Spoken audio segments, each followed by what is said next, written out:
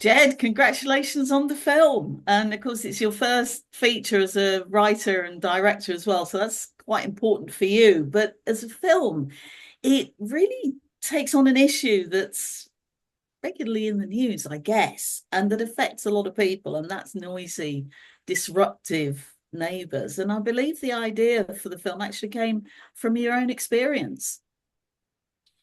Yeah, exactly. Very much like the core idea of it kind of grew out of at the time that I wrote it, the kind of battles that I was having with the neighbors upstairs, who'd kind of regularly kind of start their parties at 3 a.m. when I was kind of up for work at 7, that kind of deal. But yeah, kind of it dawned on me at that time and kind of amongst the dark thoughts that I was having that this was kind of an issue that was affecting a lot of people, and hadn't really been kind of explored in kind of the way that I saw it in kind of meaningful way, in a way that we kind of like really kind of experience what the character's going through. But yeah, I think it's an issue that kind of is affecting a lot of people and will affect more and more people as we all are kind of living closer on top of each other in a lot of times poorer quality kind of housing. Um, so yeah, I kind of thought it was kind of thought I'd cottoned onto kind of an idea that was quite universal. So, has making the film been, shall we say, a bit cathartic for you, or is it more a case of you getting a little bit of your own back?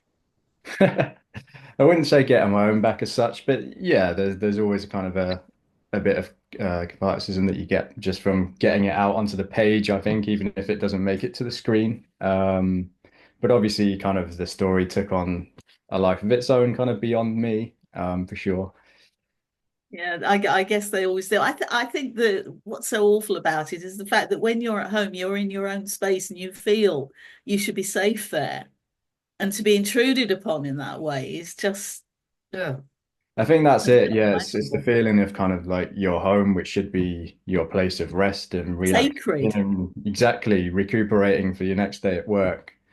Kind of that turning on its head and becoming kind of almost like this battleground where you constantly feel on edge, that kind of flight or fight kind of feeling going through your body. There's that I kind of like wanted to capture, that kind of the idea of kind of the sacred home turning into this kind of like really stressful environment.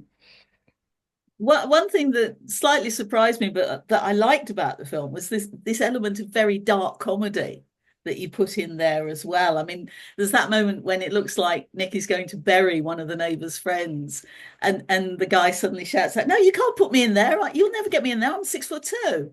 And it's full of those sort of moments. But I wondered why it was important for you to have that element of humor in there.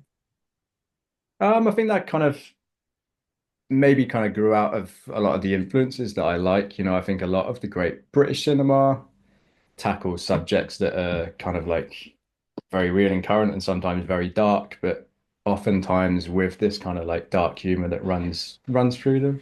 I also think for as my film's kind of like a tension piece, having those moments of humor is a really useful tool to kind of like release and then build the tension again. It's impossible to kind of keep that tension building in a straight line for 90 minutes. You kind of have to build and then release and then build and release. Um, so I've always loved that kind of push pull, whether it's like in British cinema or whether it's American cinema or whatever. The Coen brothers do that amazingly well with, kind of crime films that are pretty dark but have this that are laced with this humor.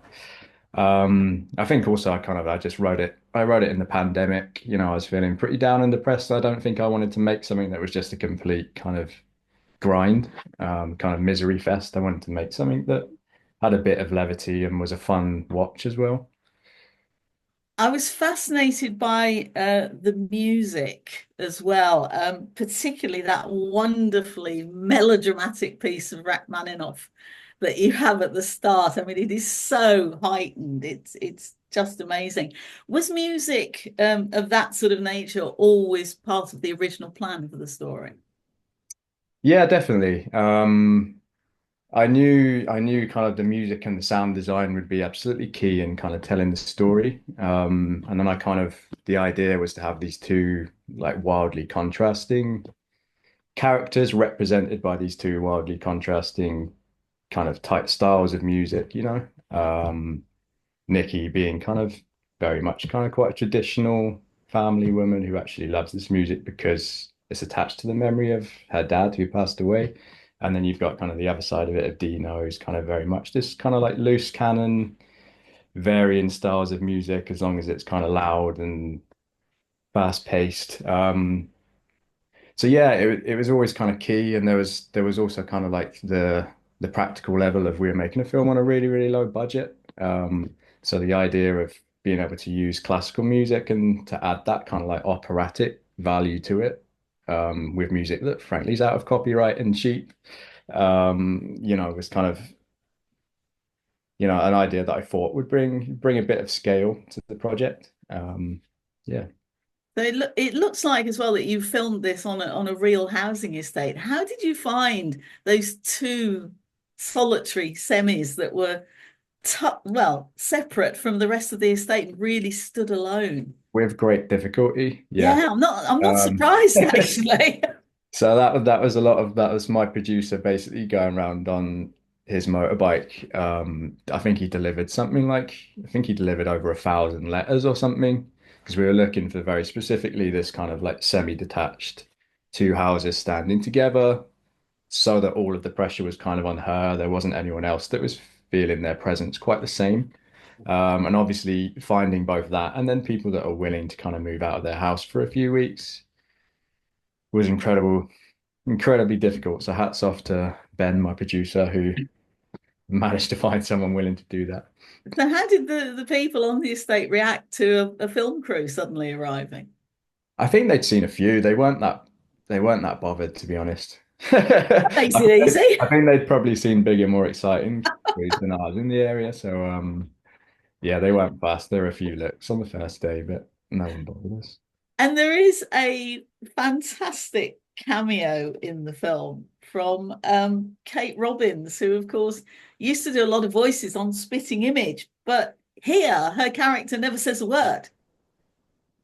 And she's actually, I think she's only got about two scenes. I wondered what for you made her so right for that role and why you didn't give her any dialogue.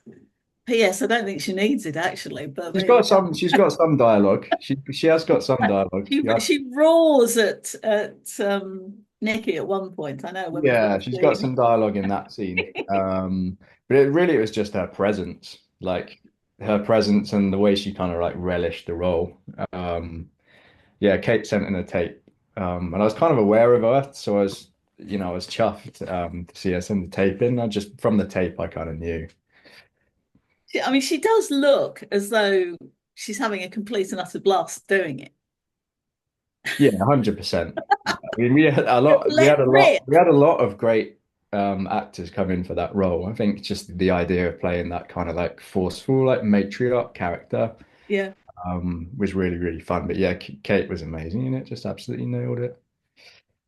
Jed, it's been lovely to talk to you. I really appreciate your time and congratulations again on the film. And who knows, we might see you work with Kate Robbins again, but give her more dialogue, maybe.